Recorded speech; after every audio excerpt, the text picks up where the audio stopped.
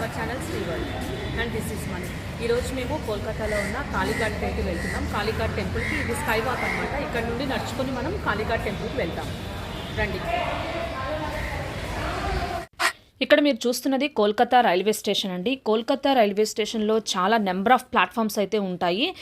మేము వైజాగ్ నుండి కోల్కతా ట్రైన్లో వచ్చినప్పుడు 20 ప్లాట్ఫామ్లో దిగామన్నమాట. మా ట్రైన్ విశాఖపట్నంలో మార్నింగ్ 8:30కి స్టార్ట్ అయిందండి. ఇక్కడికి వచ్చేసరికి 12 o'clock అయితే అయింది. ఈ కోల్కతా రైల్వే స్టేషన్ ఏంటంటే మన ఇండియాలోనే చాలా పెద్ద రైల్వే స్టేషన్ అనమాట. సో మనం ఇక్కడ దిగిన తర్వాత బయటికి ఎగ్జిట్ అవ్వడానికి చాలా నెంబర్ ఆఫ్ ప్లాట్ఫామ్స్ అయితే ఉంటాయన్నమాట. సో మనం ఎటు పడితే అటు వెళ్ళిపోకుండా మేమైతే ఫస్ట్ ప్లాట్ఫామ్ నెంబర్ 70 నుంచి బయటకు వెళ్దాం అనుకున్నాం. కానీ అటువైపు వెళ్తే కనుక మేము తీసుకున్న రూమ్కి చాలా దూరం అయితే ఉంటుందంటండి. అందుకనే మనం మనతో పాటు వచ్చిన వాళ్ళని ఒక దగ్గర పెట్టి మనం అక్కడ ఉంటారు కదా, వాళ్ళు హెల్ప్ చేసే వాళ్ళు ఉంటారు కదా, హెల్ప్ కౌంటర్లు, అక్కడికి వెళ్ళి మనం అడగాలన్నమాట. మనం ఎక్కడ రూమ్ తీసుకున్నాం, ఎటువైపు వెళ్ళాలి అనేది తెలుసుకుని మనం బయటికి ఎగ్జిట్ అయితే అవ్వాలి. మీకు ఇక్కడ ఎగ్జిట్ కనిపిస్తుంది కదండి, ఇది ఎగ్జాక్ట్గా 19 ప్లాట్ఫామ్కి ఆపోజిట్లో ఉంటుందన్నమాట. ఇక్కడ నుండి మనం బయటికి వెళ్ళిపోవచ్చు. సో ఈ ఎగ్జిట్ అవ్వడానికంటే ముందు ఇక్కడ ఊబర్ కౌంటర్ ఒకటి ఉందండి. ఆ ఊబర్ కౌంటర్లోనే మేము మా యొక్క వెహికల్ని అయితే బుక్ చేసుకున్నాం. మీరు ఈ బోర్డులో చూసినట్లయితే ఎక్కడెక్కడ ఏమున్నాయి, ఏ ఫ్లోర్లో ఏమున్నాయి, ఏ ప్లాట్ఫామ్ వైపు వెళ్తే ఏముంటుందో అంతా కూడా ఇక్కడ మనకి మెన్షన్ చేశారనమాట. ఎస్కలేటర్ ఎక్కడ ఉంటుంది, క్యాబ్స్ సర్వీస్ ఎక్కడ ఉంటుంది, అవన్నీ కూడా మనకి ఇక్కడ మెన్షన్ చేస్తారు. ఈ కోల్కతా రైల్వే స్టేషన్కి ఫస్ట్ టైం వస్తే మాత్రం చాలా ఇబ్బంది పడతారండి. అంటే టెన్షన్ పడతారు ఇవన్నీ ప్లాట్ఫామ్స్ చూసి. ఇక్కడ చూడండి, కొంతమంది పోలీస్ వాళ్ళు కూర్చున్నారు కదా, వాళ్ళు మనకి హెల్ప్ చేస్తారనమాట. మనం ఎక్కడి నుండి వచ్చాం, ఎక్కడికి వెళ్ళాలి వాళ్ళకి చెప్తే వాళ్ళు మనకి డీటెయిల్స్ ఇస్తారు. ఇది ప్లాట్ఫామ్ 20కి కొంచెం ముందనమాట. ఇక్కడ వెయిటింగ్ లా ఉంటుంది, చైర్స్ అవి ఉంటాయి, మనం కూర్చోవచ్చు. ఇక్కడ ఊబర్ కౌంటర్ దగ్గర మా వెహికల్ని బుక్ చేసుకున్న తర్వాత మేము బయటకైతే వెళ్తున్నాము. ఈ విధంగా నా వీడియో ద్వారా నేను ప్రతి ఒక్కటి కూడా మేము ఏమైతే కోల్కతాలో చూసామో అన్నీ కూడా ఒక్కొక్క వీడియో చేస్తూ ఉంటానండి. నా ఛానల్ని ఫస్ట్ టైం చూస్తున్న వాళ్ళైతే తప్పకుండా సబ్స్క్రైబ్ చేసుకోండి. అలాగే ఈ వీడియో పైన మీ అభిప్రాయాన్ని కామెంట్ రూపంలో తెలియచేయండి. మీరు చేసే ఒక చిన్న కామెంట్ కూడా నాకు ఒక సపోర్ట్గా అనిపిస్తుంది. అలాగే ఎవరైనా కొత్తగా వచ్చినట్లయితే కనుక అక్కడికి వెళ్ళాలనుకునే వారికి నా వీడియో ద్వారా మీకు ఆల్రెడీ వెళ్ళిన ఫీలింగ్ కలుగుతుందనమాట. ఎందుకంటే నేను ప్రతి ఒక్కటి కూడా చాలా చిన్న పిన్ పాయింట్ నుంచి ప్రతి ఒక్కటి కూడా నేను ఎక్స్ప్లెయిన్ చేయడానికి చూస్తున్నాను. మేము ఉన్న ప్లేస్ ఇక్కడ నుండి 4 kilometers డిస్టెన్స్ ఉంటుందండి. అక్కడికే మాకు వాళ్ళు 450 రూపీస్ అయితే ఛార్జ్ చేశారు. అది కాకుండా ఇక్కడ పార్కింగ్ అమౌంట్ 80 రూపీస్ కూడా మనమే పే చేయాలని చెప్పారు. ముందుగా అయితే మేము ఊబర్ కౌంటర్లో బుక్ చేసుకున్నప్పుడు మాకు ఎలాంటి పార్కింగ్ అమౌంట్ గురించి చెప్పలేదు. జస్ట్ ఏదైతే బుకింగ్ అమౌంట్ ఉంటుందో అది మాత్రమే చెప్పారు. మేము వెహికల్ దగ్గరికి వెళ్ళిన తర్వాత ఎక్స్ట్రా పార్కింగ్ అమౌంట్ కూడా మీరే పే చేయాలని చెప్పేసి మా దగ్గర తీసుకున్నారు. సో మీరు ముందుగానే అవన్నీ డీటెయిల్స్ తెలుసుకొని ఆ వెహికల్ బుక్ చేసుకుంటే బెటర్. ఈ కోల్కతా రైల్వే స్టేషన్ అయితే చాలా పెద్దదని చెప్పాను కదండి. ఈ చివరి నుంచి ఆ చివరి వరకు ఉంటుంది. సో ఇక్కడికి వచ్చిన వాళ్ళు ఏంటంటే ఆ ప్లాట్ఫామ్స్లోంచి బయటకు రావడానికే కొంత కన్ఫ్యూజ్ అవుతారనమాట. సో ఇక్కడ నుంచి బయటకు వచ్చిన తర్వాత మన వెహికల్ మాట్లాడుకొని మన రూమ్ దగ్గరికి వెళ్ళిపోయిన తర్వాత అక్కడ నుండి టెంపుల్కి ఏ విధంగా వెళ్ళాలి, అక్కడ దర్శనం చేసుకునే సమయంలో ఎక్కడ ఏ ద్వారం గుండా వెళ్తే మనకు ఎర్లీగా దర్శనం అవుతుంది, ఇవన్నీ కూడా నేను ప్రతి ఒక్కటి చెప్తాను. మేము నైట్ 1 o'clock కల్లా రూమ్కి అయితే వెళ్ళామండి. అక్కడ నుండి టెంపుల్కి వెళ్ళడానికి వస్తున్నాం. సో దారి మధ్యలో ఇలా చూడండి, ఈ విధంగా గుట్టల కింద ఆ బట్టలు అవన్నీ వేసేసి అమ్ముతున్నారు. ఎర్లీ మార్నింగ్ ఏ విధంగా మార్కెటింగ్ జరుగుతుందో చూడండి. మీ రూమ్ ఎక్కడ బుక్ చేసుకున్నా మనం ఎవరైనా సరే హౌరా స్టేషన్కి వచ్చేస్తే హౌరా నుంచి ఈ కాళీ టెంపుల్కి కానీ బేలూరు మఠకి కానీ ఫ్రీక్వెంట్గా బస్సెస్ అయితే అవైలబుల్గా ఉంటాయండి. మనం క్యాబ్స్ బుక్ చేసుకున్నామంటే మాత్రం చాలా ఎక్కువ కాస్ట్ తీసుకుంటున్నారు. ఆటో వాళ్ళు కూడా చాలా ఎక్కువ అడుగుతున్నారు. మేమైతే బస్సు ప్రిఫర్ చేస్తున్నాం, మధ్యలో క్యాబ్స్ కూడా వెళ్తున్నాం. సో హౌరా నుంచి బస్సు ఎక్కి ఇక్కడ దిగామన్నమాట. ఇది కాళీఘాట్ వెళ్ళడానికి మెయిన్ ఎంట్రన్స్ అనమాట. ఇక్కడ నుండి మనం కొంచెం స్టెప్స్ ద్వారా పైకి వెళ్తే స్కై వాక్ అని చెప్పేసి ఉంటుంది.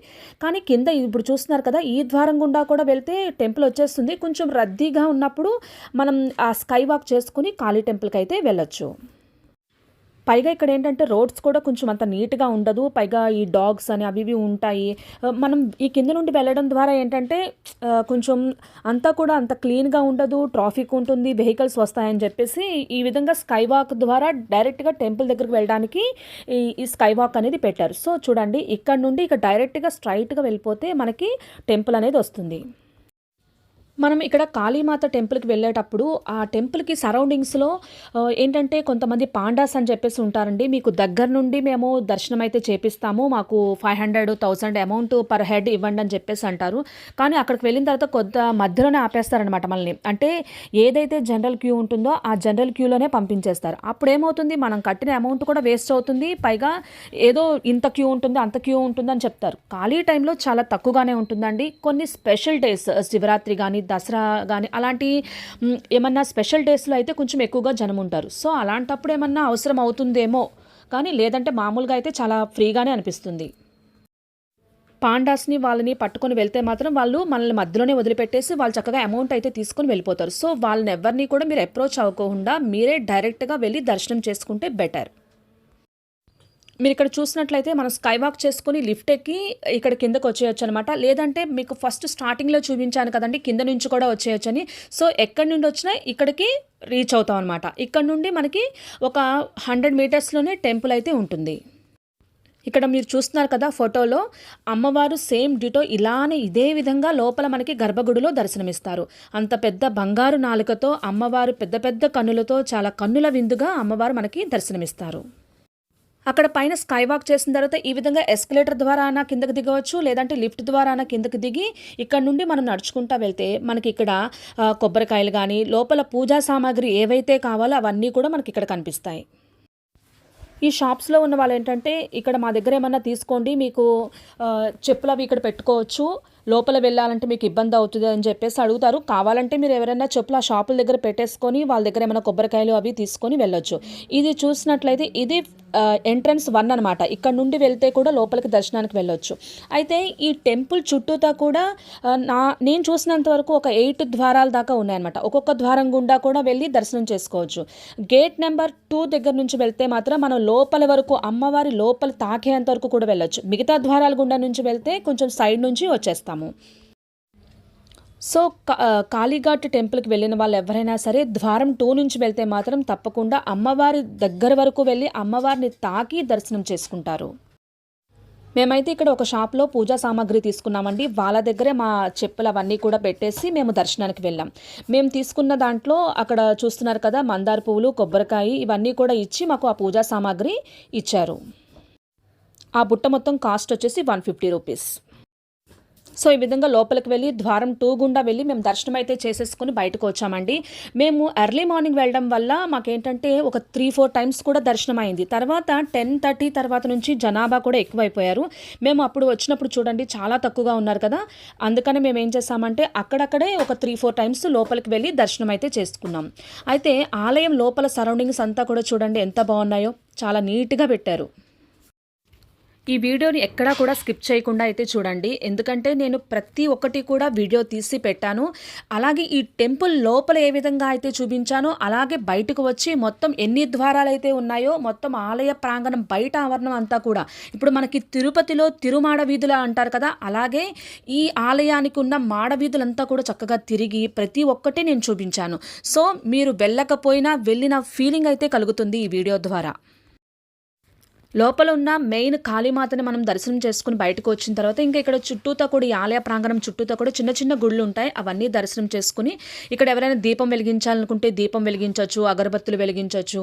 అలాగే ఇక్కడ బలి ఇచ్చే బలిపీఠం అనమాట. ఇక్కడ చూస్తున్నారు కదండి, ఇక్కడే ఎవరైనా అమ్మవారికి బలి ఇస్తూ ఉంటారంట. అంటే మేకలు అవి ఉంటాయి కదండి, వాటిని తీసుకొచ్చి మొక్కుకున్న వాళ్ళు ఇక్కడ బలి ఇస్తారనమాట. అది బలి ప్లేస్. చూస్తున్నారు కదండి, అమ్మవారి బలి ఇచ్చే ప్లేస్. అలాగే లోపల ఇంకా ఏమేమి ఉన్నాయో అవన్నీ కూడా ఈ వీడియోలో ఎక్కడ స్కిప్ చేయకుండా ఉండండి, ప్రతి ఒక్కటి చూపిస్తాను. అలాగే ఈ లోపల ఏ విధంగా ఉందో ఈ టెంపుల్ యొక్క చుట్టూతా ఈ మాడ వీధులు ఏవైతే ఉన్నాయో అవి ఆ ద్వారాలు ఏమున్నాయో అవన్నీ కూడా నేను ఈ వీడియోలో చూపిస్తాను. అలాగే అవి చూస్తూ ఈ అమ్మవారి యొక్క విశిష్టత ఏదైతే ఉందో అది చెప్తాను. పురాణాల ప్రకారం దక్షయజ్ఞంలో సతీదేవి ఆత్మాహుతి చేసుకున్న తర్వాత శివుడు దుఃఖంతో ఆమె దేహాన్ని మోస్తూ విలయతాండవం చేస్తూ ఉంటాడు. మొత్తం విశ్వం అంతా తిరుగుతూ ఉన్న క్రమంలో విశ్వాన్ని రక్షించడానికి విష్ణువు సుదర్శన చక్రంతో ఆ దేహాన్ని ముక్కలు చేశాడు. ఈ విధంగా సతీదేవి యొక్క దేహభాగాలు ఆభరణాలు పడిన చోట ఆయా దేవతా రూపాలు శక్తిపీఠాలుగా వెలిశాయి. ఇక్కడ కాళీఘాట్లో వెలిసిన ఈ అమ్మవారు సతీదేవి యొక్క కుడి పాదంలోని వేళ్ళు ఇక్కడ పడ్డాయంట. ఆ విధంగా ఇక్కడ అమ్మవారు కాళీమాతగా వెలిశారు. ఇక్కడ అమ్మవారిని దక్షిణ కాళిక అని పిలుస్తారు. ఈ ఆలయం పేరు మీదుగానే కోల్కతా అనే పేరు కూడా వచ్చిందని చెబుతారు. అయితే ఇక్కడ అమ్మవారు విగ్రహం నల్లని రాయితో చెక్కబడి ఉంటుంది. ఇక్కడ బంగారం నాలుకతో అలాగే పెద్ద పెద్ద కళ్ళతో అమ్మవారు చాలా అద్భుతంగా కనిపిస్తారు. ఇక్కడ శివుని టెంపుల్ ఒకటి ఉంది చూడండి, హారతి ఇస్తున్నారు అప్పుడే. ఇదేంటంటే మనం ద్వారం 2 గుండా వచ్చినప్పుడు క్యూ లైన్లోకి వెళ్తాం కదా, దానికి ఆపోజిట్లోనే ఇక్కడ ఒక శివాలయం ఉంటుంది. ఇక్కడ క్యూ లైన్స్ చూస్తే చాలా ఖాళీగా ఉంది కదండి. ఎప్పుడు ఈ విధంగా అయితే ఉండదండి. కొన్ని సమయాల్లో కొంచెం ఫ్రీగా ఉన్నా ఎక్కువ శాతం చాలా అధికంగా జనాభా వస్తూ ఉంటారు. దర్శనానికి కూడా 1 అవర్ 2 అవర్ అట్లా పడుతూ ఉంటుంది. అక్కడ నుండి కొంచెం ముందుకు వస్తే ఇక్కడ మనకి కోనేరు కనిపిస్తుంది చూడండి, అక్కడ కోనేరు దగ్గరకు కూడా వెళ్ళవచ్చు. అక్కడ కోనేరుని చూసిన తర్వాత మనం ద్వారం 1 గుండా బయటకు వెళ్తున్నాము. ఇప్పుడు ఈ ఆలయ ప్రాంగణం బయట ఉన్న ఆవరణ అంతా కూడా మనం కొంచెం చూసుకుంటా ముందుకు వెళ్దాం. మన భారతదేశంలో కాళీమాతకు సంబంధించి చాలా ఆలయాలు ఉన్నాయి. అమ్మవారు ఎప్పుడూ కూడా భద్రకాళిగా ఎంతో కోపంతో ఉగ్రరూపంలో ఉన్నట్టుగా కనిపిస్తారు. కానీ ఇక్కడ కాళీమాతకు దక్షిణ కాళికగా ఆరాధిస్తారు. ఇక్కడ కోపంతో కాకుండా భక్తులను అనుగ్రహించే తల్లి రూపంగా భావిస్తారు. ఈ ఆలయంలో అమ్మవారిని తంత్ర పూజలకు మరియు కాళీ పూజకు వేడుకలకు ప్రసిద్ధిగా భావిస్తారు. ఈ ఆలయంలో అమ్మవారి దగ్గర ప్రతిరోజు కూడా బలులు అనేవి జరుగుతాయి. అంటే ఎవరైనా మొక్కుకున్న వాళ్ళు వచ్చి ఇక్కడ బలి అనేది చేస్తూ ఉంటారు. ఇక్కడ నుండి చూస్తే మనం స్కై వాక్ నుండి చేసుకొని వచ్చిన దారి కనిపిస్తుంది కదండి, అక్కడ నుంచే ఎగ్జాక్ట్గా ఆపోజిట్లో మనం వెళ్తున్నాము. ఇప్పుడు ఇక్కడ అంతా కూడా షాపింగ్ ఏరియా అది ఉంటుంది. ఇక్కడ ఎక్కువగా షాప్స్లో మనకి ఎర్ర మందార పువ్వులు కనిపిస్తున్నాయి చూడండి, ఆ ఎర్ర మందార పువ్వులతోనే ఎక్కువగా పూజ అనేది చేస్తూ ఉంటారు. మేము వచ్చినప్పుడే ఎవరో విఐపి కూడా వచ్చారండి. ఆ వెహికల్ అక్కడ పార్క్ చేసుకుని ఇక్కడ ఆశీర్వాద మండపం అని ఉంది, ఆ ఆశీర్వాద మండపంలోకి వెళ్తున్నారు వాళ్ళు.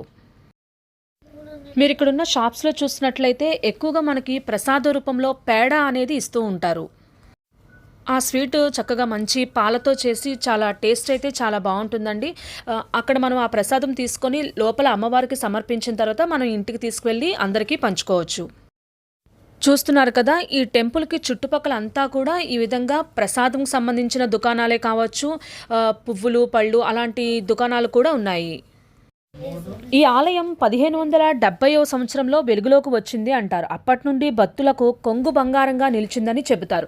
కానీ అంతకంటే ముందు అక్కడ హుగ్లీ నదిలో ఒక బ్రాహ్మణుడికి అమ్మవారి యొక్క కాళ్ళు కనిపించాయట. ఆయన ఇక్కడ తీసుకొచ్చి ప్రతిష్ఠించారని చెబుతారు.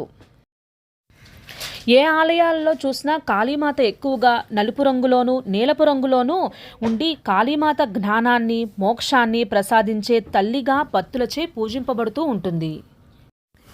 ఈ కలకత్తా కాళీమాతను అనేక మంది మహానుభావులు ఎంతోమంది యోగులు ఆరాధిస్తూ పూజిస్తూ ఉండేవారు. ఇప్పటి స్వాతంత్ర సమరయోధులతో సహా ఎంతోమంది ఋషులు కూడా ఈ అమ్మవారిని పూజించేవారు. ఇప్పుడు మనం టెంపుల్కి మరొక వైపుకి అయితే వచ్చామండి. ఇక్కడ కాళీఘాట్ డిస్పెన్సరీ అనే ఒకటి కనిపిస్తుంది చూడండి.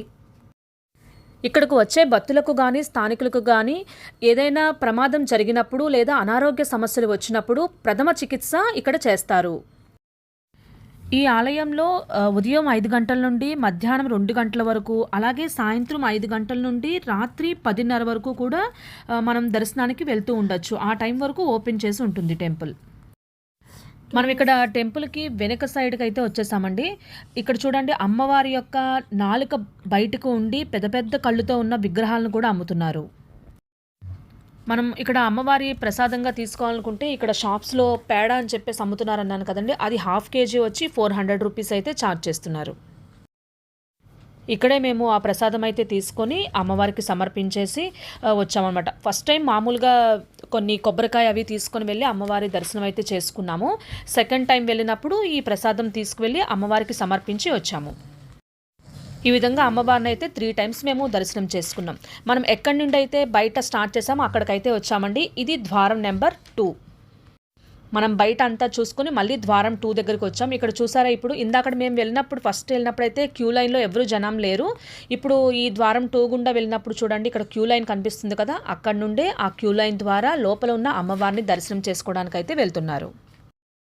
నెక్స్ట్ మనం ఇక్కడ నుండి బాబా నకులేశ్వర్ భైరవ్ అని చెప్పేసి శివుడికి సంబంధించిన ఒక ఆలయం అయితే ఉందండి. అది కనిపిస్తుంది కదా, ఆ ఆలయం అనమాట. మనకి కాళీమాత టెంపుల్ నుండి జస్ట్ ఒక 200 మీటర్స్లో వాకబుల్ డిస్టెన్స్లో ఉంటుంది ఈ ఆలయం. ఈ కాళీఘాట్ కాళీమాత ఆలయానికి ఈ నకులేశ్వర్ భైరవుడే క్షేత్రపాలకుడంట. ఇది 15వ శతాబ్దంలో చౌరంగగిరి అనే నాద సాధువు ఈ ప్రాంతంలోని అడవిలో స్వయంభూగా వెలిసిన ఈ శివలింగాన్ని కనుగొన్నారని చెబుతారు. మొదట ఈ ఆలయం ఒక చిన్న పూరిపాకలో ఉండేదంట. తర్వాత ఈ శివలింగానికి 1854లో తారాసింగ్ అనే పంజాబీ వ్యాపారవేత్త ఈ ప్రస్తుతం ఉన్న ఆలయాన్ని నిర్మించారట.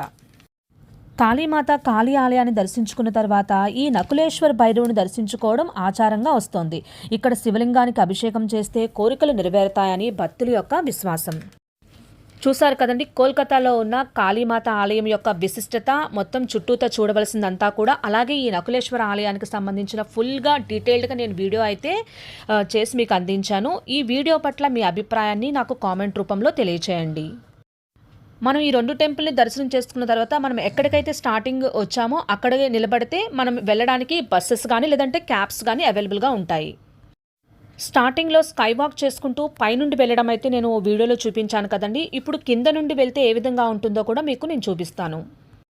ఇక్కడ మీరు చూసినట్లయితే ఎల్లో క్యాబ్ కనిపిస్తుంది చూడండి. కోల్కతాలో ఎక్కువగా ఎల్లో క్యాబ్స్ అయితే ఉంటాయి. చాలా మూవీస్లో మనం కోల్కతాకు సంబంధించిన మూవీస్ ఏమన్నా ఉంటే కనుక చూసినప్పుడు మనకి ఎల్లో క్యాబ్స్ అనేవి ఎక్కువగా కనిపిస్తూ ఉంటాయి. చూసారు కదండి, కలకత్తా కాళీమాత ఆలయం మరియు ఆలయ విశిష్టత.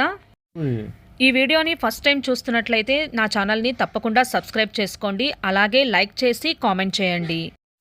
కలకత్తాలో చూడవలసిన ఇంకా చాలా ప్లేసెస్ అయితే ఉన్నాయండి. వాటన్నిటికి సంబంధించి నేను ఒక్కొక్క వీడియో అయితే చేస్తున్నాను. అప్పటి వరకు నా ఛానల్ని వాచ్ చేస్తూ ఉండండి. జై కాళీమాత.